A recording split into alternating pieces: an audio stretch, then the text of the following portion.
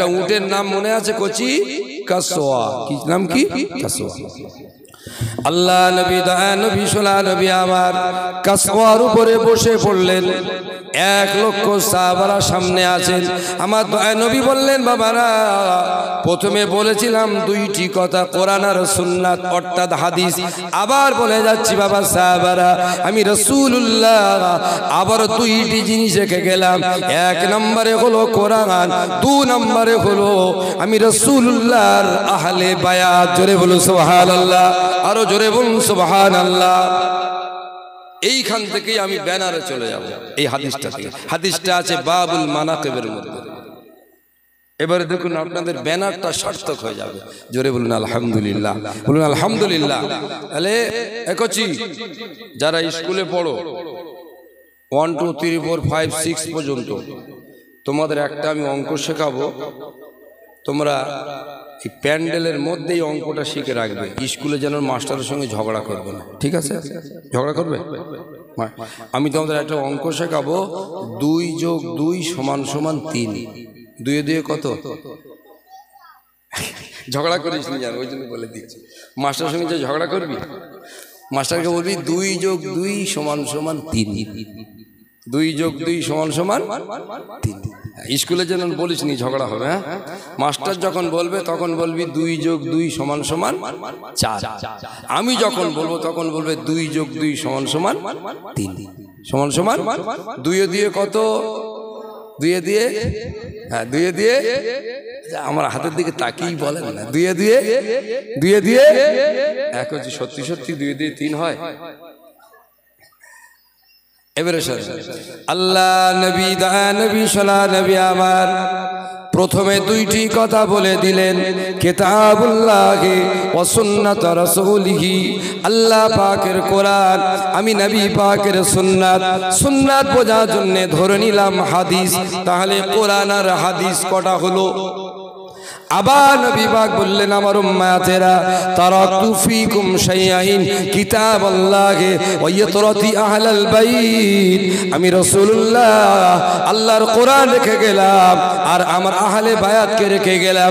আহলে বায়াত তরিকা যারা ধরে নেবে জীবনে পথভ্রষ্ট হবে না। জোরে বলুন সুবহানাল্লাহ। তাহলে কোরআন আর হাদিস, কোরআন আর আহলে বায়াত 2 এ 2 কত?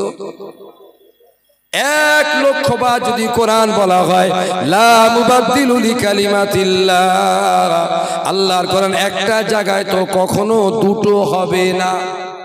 মাকালতলার প্রেস থেকে কোরআন ছাপানো হলো, দিল্লির প্রেস থেকে কোরআন ছাপানো হলো, 2 রকম হবে না 1 রকম হবে? 1 লক্ষ বার যদি কোরআন বলা হয় 1 লক্ষ রকম হবে না 1 রকম হবে? তাহলে এখানে কোরআন এখানে কোরআন মিলে কটা কোরআন? একটা, দুটো হবে? কোরআন 2 রকম হয়। তাহলে এখানে কোরআন এখানে হাদিস 2, এখানে কোরআন এখানে আহলে বায়াত। তাহলে কোরআন কোরআন 1, হাদিস 2, আহলে বায়াত 3। একবার জোরে সুবহানাল্লাহ। তাহলে 2 দিয়ে কত হলো? 3 হলো। 2 দিয়ে কোরআন কোরআন 1, হাদিস 2, আহলে বায়াত 3। একবার জোরে বলুন সুবহানাল্লাহ। তাই আপনার সঙ্গে একবার বলুন, দুনিয়ার মানুষ জেনে যাক 3 এর ভিতর 4। বলুন সবাই, 3 এর ভিতর 4। এই আকীদা যার, সুন্নাতুল জামাত তার। একবার জোরে বলুন সুবহানাল্লাহ। 3 এর ভিতর 4, এই আকীদা যার, কোরআন হাদিসের আমল হলো তার। একবার জোরে বলুন সুবহানাল্লাহ। 3 এর ভিতর 4, এই আকীদা যার, আল্লাহ রাসূল ঘোষিত হক পথ হলো তার। একবার জোরে বলুন সুবহানাল্লাহ। তুমি কত বড় বলি সাহেব হলে তুমি দুটো নিয়ে লাফালাফি করলে, কোরআন আর হাদিস 3 নম্বরটা বাদ দিলে কেন? এই তোদের শিখে যাচ্ছি, যত বড় মৌলবি আসুক বলি, মৌলবি সাহেব আমার একটা অঙ্ক বুঝিয়ে দেন তো, 3 এ 2 এ 2 কি করে 3 হয়? হাদিসের দৃষ্টিতে একবার দেখাও। বলবে তুমি মৌলবি সাহেব হয়েছো, আলেম হয়েছো, হুজুর হয়েছো, তুমি বোঝো না 3 এর ভিতর 4 আছে, ওইটা মানলে তবে পাকা ইমানদার হয়। একবার জোরে বলবেন না? একবার জোরে বলবেন না সুবহানাল্লাহ। হ্যাঁ, তাহলে আলেম হতে গেলে কোরআন মানতে হবে, আলেম হতে গেলে হাদিস মানতে হবে, আলেম হতে গেলে আহলে বায়াতের সিরাত নকশা তরিকা জানতে হবে। একবার জোরে বলুন সুবহানাল্লাহ। আল্লাহ পেতে গেলে, রাসূল পেতে গেলে, জাহান্নাম থেকে বাঁচতে গেলে, আল্লাহ জান্নাতের আশা রাখতে গেলে এই 3টে মানতে হবে। কোরআন থাকবে, হাদিস থাকবে, আহলে বায়াতের মহব্বতের তরিকা ধরে আগাতে হবে। একবার জোরে বলুন সুবহানাল্লাহ। তুমি কি কিভাবে লাফালাফি করছো, কোরআন হাদিসের বাইরে যাই না, কোরআন। আরে আহলে হাদিসের মানে আহলে বায়াতটাই তো কোরআন হাদিস, একবার জোরে বলবেন না। আর আহলে বায়াতের তরিকা কোনো মাদ্রাসায় শেখানো হয় না, কোনো মাদ্রাসায় পৃথিবী শেখানো হয় না। আহলে বায়াতের তরিকা শেখানো হয় আল্লাহর ওলিদের দরবারে, একবার জোরে বলবেন না সুবহানাল্লাহ।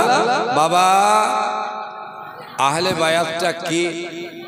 আইনা আলী ওয়া ফাতেমা তো আবনাহুমা। আলী জি হুজুর বসো বাবা, ফাতেমা আব্বাজান আমা বসো, হাসান নানুজান এসো আমার কোলে বসো, হোসেন নানুজান এসো আমার কোলে বসো। ডান দিকে হযরতে আলী, বাম দিকে খাতুনে জান্নাত মা ফাতেমা, একদিকে ইমাম হাসান, একদিকে হোসেন। আল্লাহ রাসূলের আর রিদা বলা হয়েছে হাদিস পাকে, চাদর, চাদরটা নিয়ে এমন করে দিয়ে দিয়েছে। দিয়ে হুজুর বলছেন আল্লাহুম্মা হাউলাই আহলাল বাইত। আল্লাহ পাক একবার আপনি আপনার রহমতের দৃষ্টিতে দেখে নেন, আপনার বন্ধুর চাদরের ভিতরে আহলে বায়াত বসে আছে।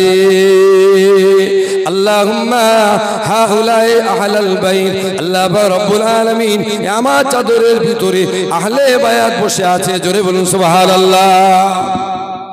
এই আহলে বায়াত, তাহলে এই চারজনের দামান ধরতে হবে আপনাকে। তাহলে হযরতে আলী হুজুর ইরাকের দামেস্কের মসজিদে, দামেস্কের শাহী মসজিদে ফজরের নামাজ পড়াচ্ছেন। আল্লাহু আকবার। এই নামাজের হালাতে আলী হুজুরকে শহীদ করে দেয়া হলো। তাহলে আলী হুজুরকে ওখানে পৃথিবী থেকে জিন্দা হয়ে পর্দা নিলেন।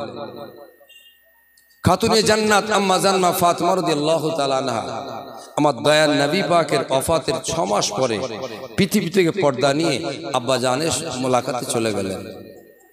সাইয়্যিদুল ইমাম হাসান রাদিয়াল্লাহু তাআলা জহর পান করানো হলো, শাহাদাতের পিয়ালা পান করলেন। শহীদ আজম সাইয়্যিদুল ইমাম হুসাইন রাদিয়াল্লাহু তাআলা কারবালার সেই রক্তমাখা কারবালা সব মুসলমানদের হৃদয়ে আজও কাঁদে, আজও কাঁদে, আজও কাঁদে। কি নির্মম ভাবে আওলাদে ফাতেমা হযরত ইমাম হুসাইন কারবালার মাঠে শাহাদাতের পিয়ালা পান করেছিলেন। যে সময় ইমাম হুসাইন হুজুর শাহাদাতের পিয়ালা পান করছেন, একদম 7 তারিখ, 8 তারিখ, 9 তারিখ, 10 তারিখ দুপুর বেলা, এই 3.5 দিন এক লোকমা এক কাতরা পানি পায়নি আওলাদে রাসূল। এই রকম অবস্থায় 3.5 দিন পিপাসিত থাকার পর যখন রক্তগুলো ঝরঝর করে ঝরে যাচ্ছে, বুকের উপরে বসেছে, হুজুরের বুকের উপরে বসেছেন। একবার শুধু বলেন, এই আমার বুক থেকে নেমে যা, আমার বুক থেকে নেমে যা।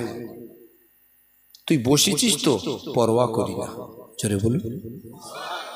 বসেছিস, পরোয়া করি না, কাটবি, পরোয়া করি না, এজন্যই নেমে যা। কানা চোখের বাচ্চা, তো চোখ নেই, আমাকে যা করবি কর, আমার নানুজানকে কষ্ট দিবি না।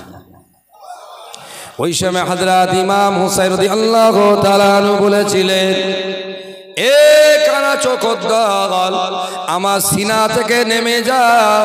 আমি 3 দিন 3.5 দিন পানি পান করি না। আমি হুসাইন তো শাহাদাতের ভয় করি না, আমার রক্তগুলো ঝরে গেল, শাহাদাতের পিয়ালা পান করতে ভয় করি না, আমার গলাটা কেটে নেওয়া হবে, আমি হোসেন পরোয়া করি না।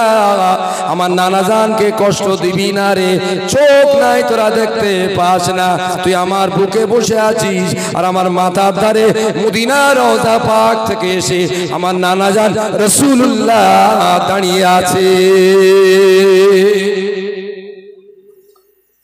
কারবালার মাঠে আল্লাহর নবী হাজির ছিলেন। তাহলে নবী হাজির হতে পারে না, পারে না। এখন সব